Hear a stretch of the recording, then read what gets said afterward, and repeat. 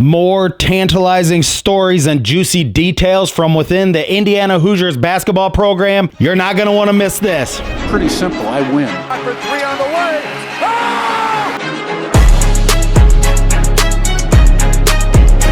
Hello, guys, and thank you once again for joining me on Indiana Sports Connection. I am your residential anchor, Aaron. Let's get right into it. I got more. I know 14,000 people have watched this video, and it tells me people want to hear more about this.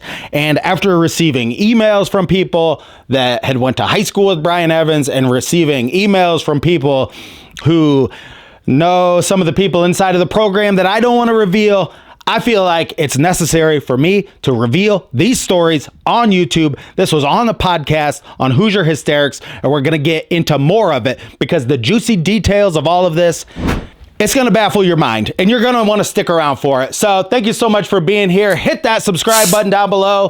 This is Indiana Sports Connection. I am your residential anchor, Aaron. Thank you so much for being here. This video, let's get to 500 likes. The last video is absolutely killing it on the internet. And if we want to get Mike Woodson out of here as coach of Indiana, we need to write letters, we need to watch these videos, and we need to put pressure on the program. And that's what my intention is to do. And I will tell you all of my ideas with this full circle as we go through this video. The video is brought to you by BetUS. Thank you to them for sponsoring the channel.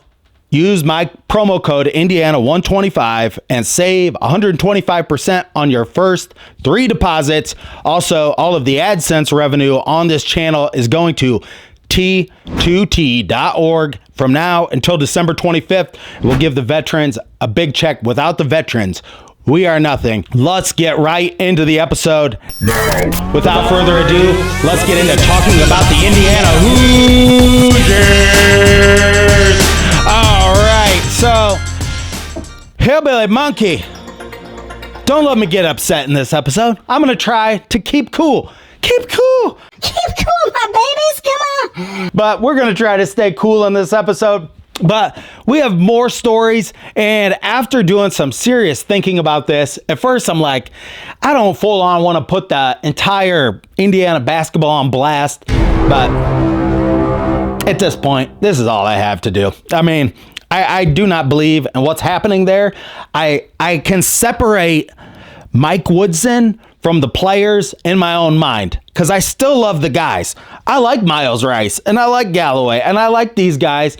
I don't think it's their fault. Anybody who's on the inside of the walls, I'm not blaming them for being involved in this, because they're in a really tough spot. If you've worked for a bad boss, it puts you in a bad spot, doesn't it? And you don't really know what to do. You don't want to speak out as while you're the person on the inside. But let's get into the very first story about Parker Stewart. Hillbilly Monkey, let's roll that clip, and then we'll talk about what happened there. Roll it. And then other stories came out, and here's one. If you all remember in season 1, he retained Parker Stewart. Parker Stewart was a player that Archie Miller was able to get to transfer in, I think during the season, if I'm not misremembering, in Archie's last year, but he didn't play. And Parker had some really rough personal stuff behind him. Parker's dad, who was his coach that he followed to college and was coached before college, passed away suddenly. I mean, a really tragic thing for a young kid to go through. And Parker was extremely close to his father. And Parker had other troubles too. You know, we never saw Parker do media. Parker had a bit of an issue talking to the media. You know, he was damaged from losing his father. And of course, you know, God bless him and rest in peace to his father. He had a very close relationship with Kenya Hunter before, like Kenya was close to his dad. And that's why he transferred to Indiana, because the family, Parker and his mom, and they all felt like Kenya could take care of him. So everybody knew what Parker was going through. There was a practice that happened at Indiana in that first year where during a timeout in a scrimmage, Woody went after Parker, which, look, fine. I mean, coaching guys hard, I don't care about. I also want to say this on all these stories. You could excuse away any one of them. You could just look at one story in a vacuum and go, come on. But when you add them all up, it paints a picture. And in that scrimmage, he specifically says to Parker, the problem with you is you've never been coached. You've never been coached. Knowing that his deceased father, that he struggles with emotionally, was his coach. It so broke Parker that he left practice and drove back home to Tennessee.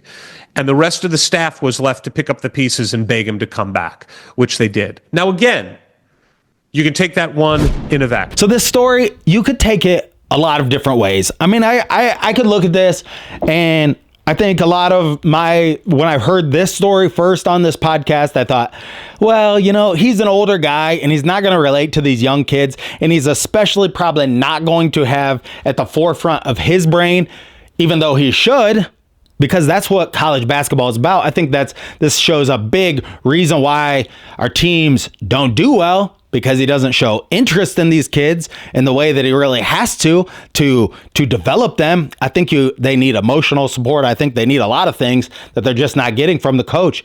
But you hear this story, let's just move on past this one, because you can take a lot of these stories, and he said it in there, that you take one of these stories and you could say, well, you know what, maybe he was dumbfounded, maybe he just wasn't thinking, maybe whatever. So I'm going to give him the benefit of the doubt on this one.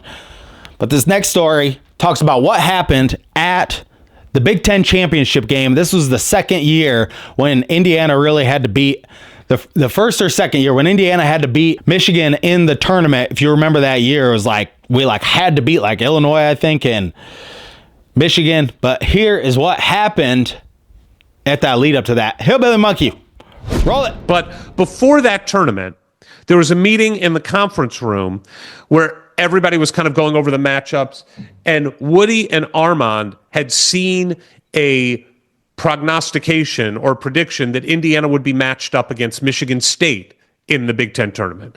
But with all the games left to play, the results came in and it changed the matchups, and Indiana was playing Michigan. Armand and Woody come into the conference room with the rest of the staff and basically say, okay, who's got Michigan State scout? And the rest of the program is like, we're playing Michigan. And there's a bit of an argument about that, but we were playing Michigan, and Woody didn't know. And with that, in kind of jest, is what I am told, Yasir says, man, you're a rookie. And that sets Woody off. And Woody goes after Yasir in a real, hardcore way. And from what I am told, calls Yasir a bitch in that meeting. Now, calling another grown man a bitch when you're being serious and not joking around is a rough insult. And Yasir takes a swing at him. And it becomes a melee that has to be separated. They have to be pulled apart. It causes a huge fracas. Many people are involved. They pull Yasir out of the room.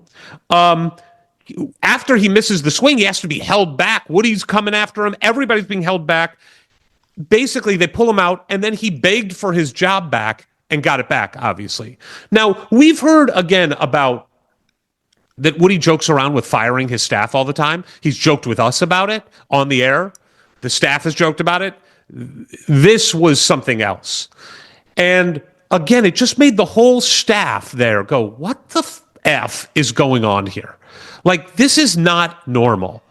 And this is not the last time that there have been these kind I'm not sure it ever reached somebody took a swing, but these kinds of altercations that require someone to be pulled back, that's happened more than once. So yeah, that's a little bit baffling. And I know things can get super heated. I've told stories on here. I've listened to stories that Christian Watford has told about Tom Crean and them challenging each other, but it was always about the game. The story about Christian Watford and Tom Crean, it was about Tom Crean telling him that he was slacking on defense, and he didn't like that he was ripping on him like that, but it was about something having to do with the team, about moving for the needle, about getting better at basketball. It wasn't about some stupid shit like this. This dude said it, in the podcast. Yeah, this is some middle school crap, really. Somebody just flips off, says you're an amateur. Maybe you shouldn't have said that, but it shows a tendency, and they're going to talk about it in this. And at the end of this, we're going to talk about narcissism and what that really means. That term gets thrown around all the time.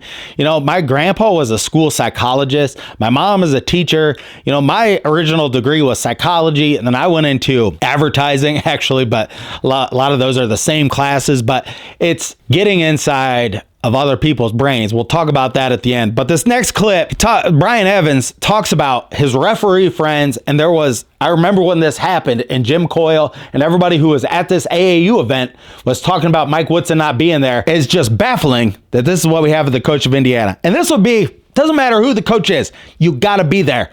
Play that clip, Hillbilly Monkey. Buddies that referee at those events, other coaches, high school coaches in the area. Yes, that people that I know that have, come up to me and said, "Hey man, we were here, we had a 3-day tournament, and you could have thrown a blanket on top of, Painter and Izzo and Self, and, just go down the list of names where they're standing around. Those guys are buddies, they're talking to each other. They probably don't get a lot of time to connect with one another, but and I had the referee buddy of mine sent me some screenshots of a cluster of coaches standing over there talking together. And I mean, it was a who's who, right? He ain't there, and that was, I think, his first recruiting summer. So it was after the first season, and he's missing, and everyone, whether it was Archie or Tom Crean or whoever, this is an attack on him. Every one of them would have been talking, going, "Where's Crean? Where's Archie?" And so it's, where's Woody? Why isn't he here? How, we're not defending our own backyard. When you have a tournament like that, and it's the top players in the country, and it's an hour and 10 minutes from Bloomington, you got to be there. I'm sorry. You got to be there. And, in his case, he's above the law. He doesn't report to Scott Dolson. That's facts. People need to understand that. That's facts. He does not report to Scott Dolson. So yeah, just not there. Like, just not putting the time in, not putting the work in, just an hour and 10 minutes down the road from Bloomington. Nowhere to be seen. Has better things to do. That's all there is to it. Enough said about that. But for years, basketball teams always use football as a way to recruit basketball players. Indiana, in this year right now, if you were going to bring in Braylon Mullins or anything and show them what a great place Indiana is, this is like the very first year that we were decent at football that you could have done that. Did that happen? I don't know. Play the clip, Hillbilly Monkey. What do you think happens out there? We all know that football weekends are big weekends for recruiting, right? It's used in virtually every school that has a football program. Indiana's been using football program and football weekends for years to recruit when we had shit for a football team. But this year, we actually have something that's been pretty amazing. I am told that in the now 4 years of Woody being there, he has never sat with the recruits at a game. He goes up and sits in the suite, and the parents and the recruits that are at the game are like, "What the hell's going on? Why is the coach not with us?" Like, just not connected in that kind of way. And again, then when he gets in a room with them, he can be charming. But there's enough of these other things that make you go, what the hell is going on here? And there's enough parents and coaches and recruits and family members that are just like, what the hell is going on here? Why is it so weird at Indiana? Why is the head coach in a suite while we're sitting down here? Like, shouldn't we all be together? That's weird. On the work ethic thing, I've been told he watches film with the staff when they go over that and watches it with the fans or with the players. But other than that, does not watch film on his own. We hear Coach Signetti talking about getting into the office at 4 a.m.? Shame. I mean, if that is true, I mean, because people had to have seen that. Somebody would speak out against this if this was not the case. But he sits in the suite, and the other people sit down there, and they sit down there probably in the front row going, "Where's the coach? Why are we here again?" Like, these people aren't part of Indiana University. And here you're trying to usher them in. And I mean, you should be giving them like a guided tour, I mean, that's what you should be, like the chaperone for the day. You should be taking them to showing them around to all the great places, telling them and keeping their mind occupied the entire time. I'm in sales. One thing in sales, you know why the Yankees win all the time? Because everyone's staring at the damn pinstripes. Keep talking. Like, I want to sell a mattress to somebody. I keep talking about the features. I keep talking it up the entire time. I'm selling it, and I'm always looking for my way in, like, into your brain, into your heart, you know, of some common occurrence, something, you know. That's how you sell people, is you pay attention to them. You pay attention to them and you make them feel good about themselves. You find out what makes these people tick, and then you have them eaten out of your hand. But I don't know that because I've been doing sales for a long time. So the next clip is so revealing. Why did Brian Walsh want to leave? And this is baffling to me because there's no way this guy should want to leave Indiana University. Hillbilly Monkey, play that clip. This is explosive. Brian Walsh tried to leave this year. Okay? Brian Walsh was the director of operations. I believe that was his title, under Archie and under Woody. And then when Woody fired Dane, he did not conduct a national search to find the best assistant coach in the country who can come in and help coach these kids up and recruit the shit out of this area or recruit the shit out of some area. He gave it to Brian Walsh because he knew Brian Walsh and he knew Brian Walsh wouldn't rock the boat, and he was right there. So he upped Brian Walsh. He increased his salary from something like $60,000, $70,000 a year, maybe 70, I don't even think it was that much, to $220,000 a year. That's game-changing money when you're a young guy in this business. And gave him a seat as an assistant coach for an unbelievably historic program. This is unheard of to get this kind of promotion. And within 2 years of that promotion, that guy tried to leave and go to Ohio State. Ohio State!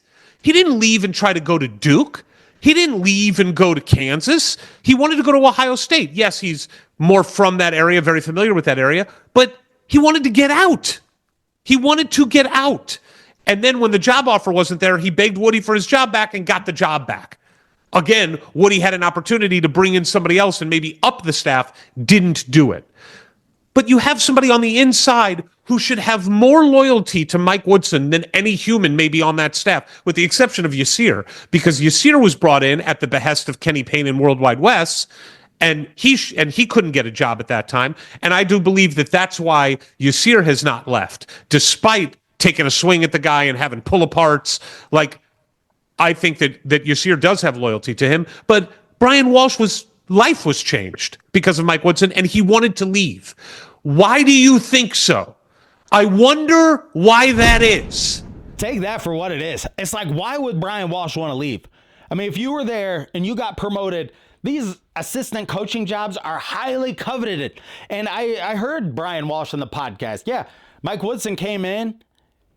Mike Woodson's lazy. I mean, he saw Brian Walsh there. He's like, I don't want to look for another coach. He was putting his stuff all in boxes. He's like, you're not going anywhere, young man. You're staying right there, you know. But to be friends with a narcissist, you have to be a ride or die forever. And Brian Walsh, he definitely sees the writing on the wall of, like, why he wants to get out of Indiana basketball. Because why else? You wouldn't. If somebody gave me a $200,000 raise, I would be not leaving that person myself. You know, they talk about the introductory press conference and how there were red flags. And I recently went back and watched it after I listened to this podcast, because it is baffling when you watch this with fresh eyes now. His introductory press conference, how he talked about himself in the third person. And also he says Scott Dolson was going to hire him and do a Zoom call with him of like a preliminary interview. And he told him, you want to talk to Mike Woodson, you get on a plane and you come talk to Mike Woodson. Now, what fucking assistant coach of some NBA blah, blah, blah team talks to the athletic director of Indiana University like that?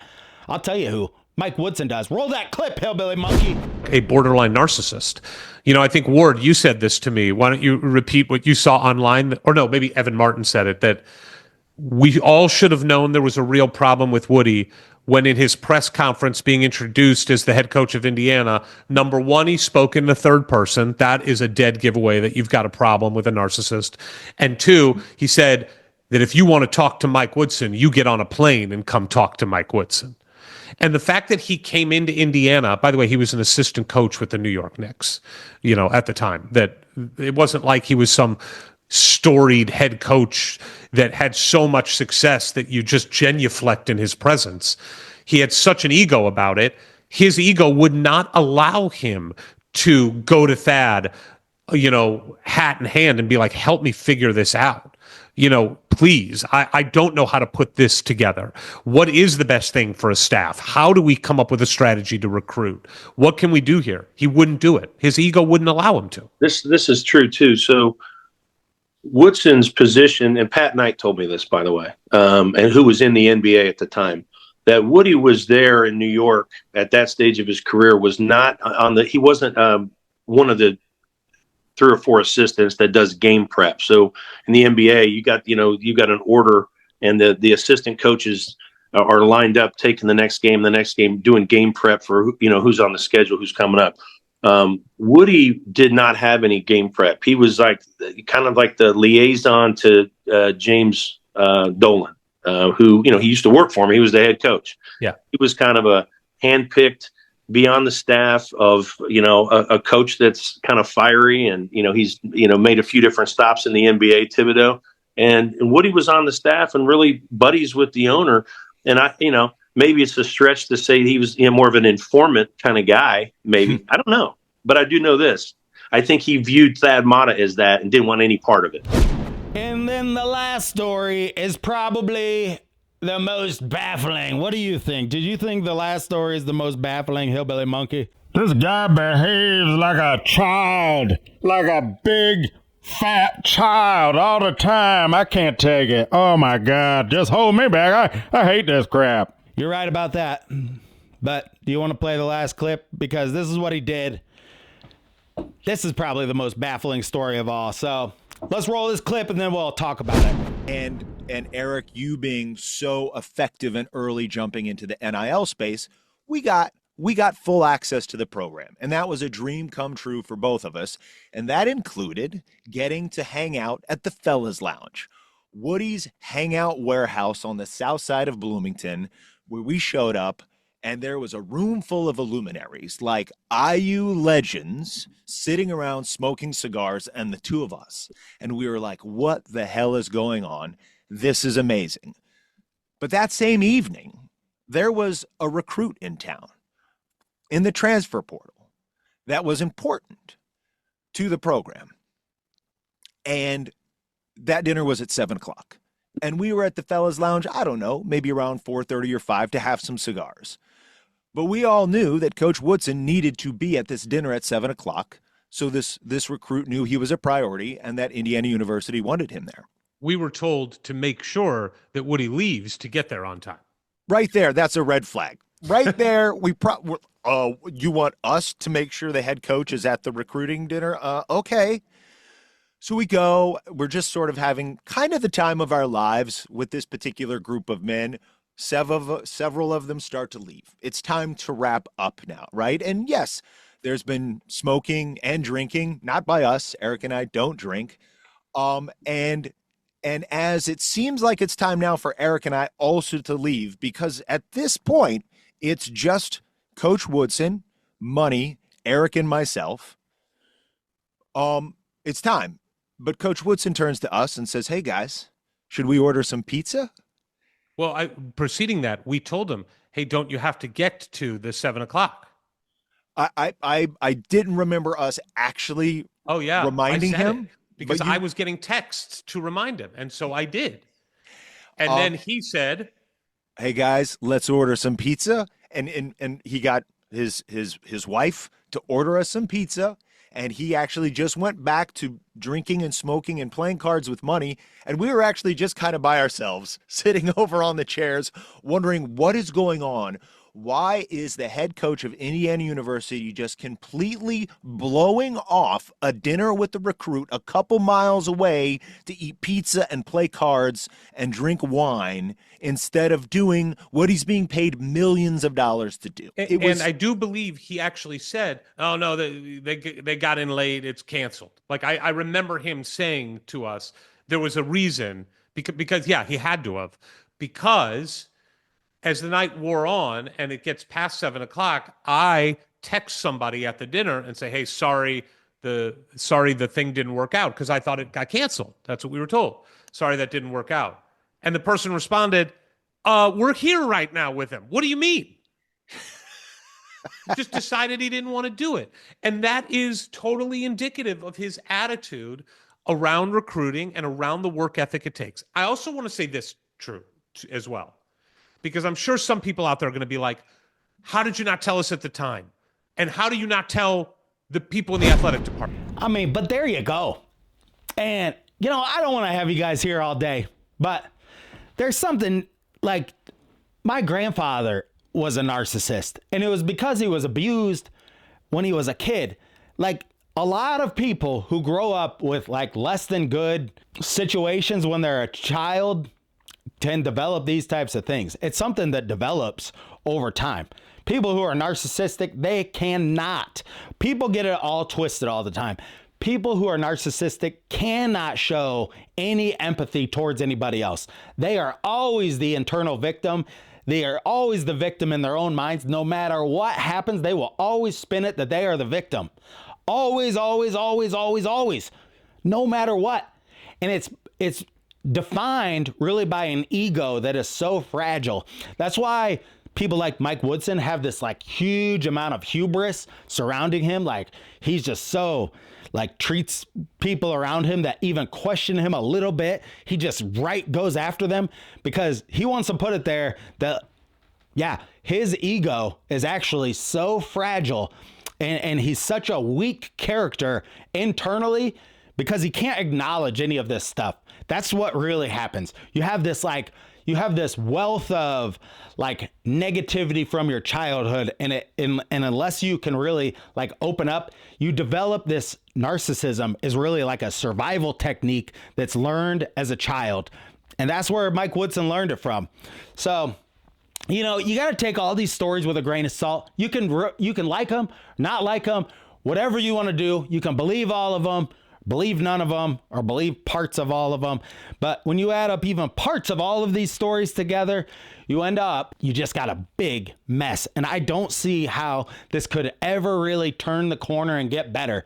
They are in deep. And when you have a person in there like Mike Woodson and his narcissistic ways, and he's dug a hole for himself that's so deep, he's never going to acknowledge any of this stuff at this point and make the team play better. That's just where we are right now. We're dealing with a petulant child. Like Mike Woodson is a petulant child at the helm, making millions of dollars, ruining $1 billion basketball program. And he probably thinks he's doing everything right, doesn't he? And all these people on the inside, Quinn Buckner, Steve Ferguson, Mike Woodson, they all in their own heads think what they're doing is right. It's time for us to show them what they're doing is wrong. Send letters to Indiana University. I mean, you can find their address, their emails, send them letters, put pressure on Pam Whitten to fire Mike Woodson and for Scott Dolson to be able to take the bull by the horns and get a coach in here like Kurt Signetti, because Indiana's got Nebraska coming up tomorrow, and that's going to be a game they should win. And I can still root for the players, and I still want to see these guys do well. And I still think that we're going to win a lot of games this year with these guys.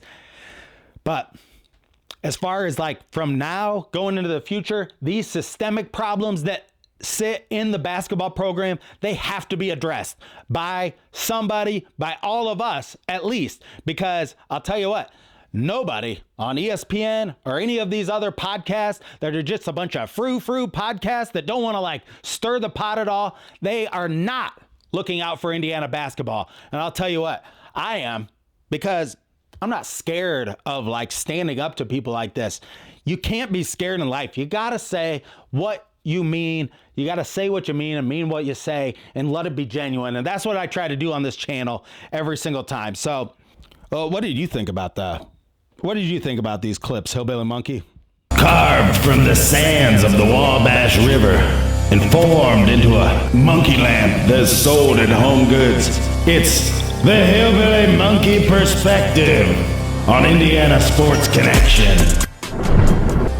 I mean, you said it. You add it all up. It's Parker Stewart. It's a fight. If you're not in the thing with the football, you're up in the suite. Brian Walsh, he want to leave. I mean, you just add up all this stuff and you start adding, and I'm going to tell you, hillbillies don't really like to add, or multiply. I don't go to, but you start to add all this stuff up, and then, boy, by the time you start thinking about it, your head starts spinning in a way, and you think, what the hell is going on down there? And I'll tell you what, if Bob Knight came back from the dead and had his brain, he would be going nuts about this stuff on ESPN, saying, what the hell are they doing over there? What the hell? There is a fundamental practice that Bob Knight put into place that Mike Woodson is not doing. Thank you. Explosive words from a gargoyle monkey, ladies and gentlemen. I hope you enjoyed this episode today. More coming about Indiana basketball. Thank you so much for joining me, and until next time, stay classy out there, Hoosier fans. Oh!